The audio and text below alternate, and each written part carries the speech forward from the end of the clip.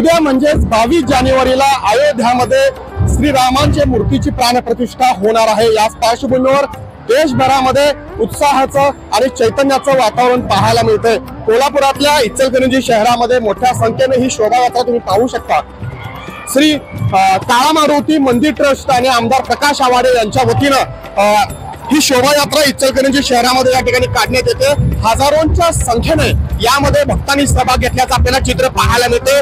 लहान मुले, वृद्ध, महिलांचा सहभाग जो आहे तो मोठ्या प्रमाणात या शोभायात्रेमध्ये असलेला आपल्याला पाहायला मिळतोय। भगवी झेंडे घेऊन लेझिम आणि पारंपरिक वाद्यांच्या सहाय्याने ही शोभायात्रा जी आहे ती काळामारुती मंदिरापासून सुरुवात झालेली आहे। जनता चौक त्याच पद्धतीने ही यात्रा जी आहे ती इचलकरंजी शहरातल्या प्रमुख चौकामध्ये जातानाचं दृश्य आपल्याला पाहायला मिळते।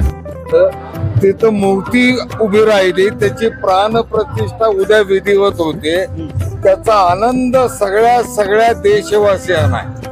उत्स्फूर्त वातावरण आबालवृद्धांच्या मध्ये आहे आणि ते या श्रीरामाच्या आगमनाच्या प्रत्येक गावागावामध्ये व्यक्त व्हायला लागले।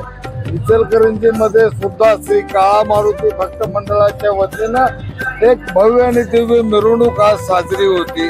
श्रीराम उद्याच्या प्राणप्रतिष्ठेच्या पूर्वसंध्येला निघालेली इचलकरंजीची मिरवणूक एक अद्वितीय मिरवणूक असणार आहे।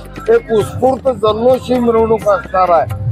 या ठिकाणी जेसीबीच्या सहाय्याने या पालखीवर पुष्पवृष्टी सुद्धा या ठिकाणी करण्यात येणार आहे। मोठ्या संख्येने, हजारोंच्या संख्येने हे श्रीराम भक्त जे आहेत ते या शोभायात्रेमध्ये आलेले आहेत आणि एक भगवमय चित्र आपल्याला संपूर्ण इचलकरंजी शहरामध्ये पाहायला मिळते। वृद्धांचा सहभाग या ठिकाणी मोठ्या प्रमाणात आहे। लहान मुले सुद्धा या ठिकाणी मोठ्या प्रमाणात आपल्याला पाहायला मिळत आहेत। महिलांचा विशेष करून सहभाग जो आहे तो या ठिकाणी आकर्षण ठरत आहे आणि एकूणच संपूर्ण इचलकरंजी शहर हे भगवमय झालेलं आहे। चैतन्याचं वातावरण तयार झालेलं आहे।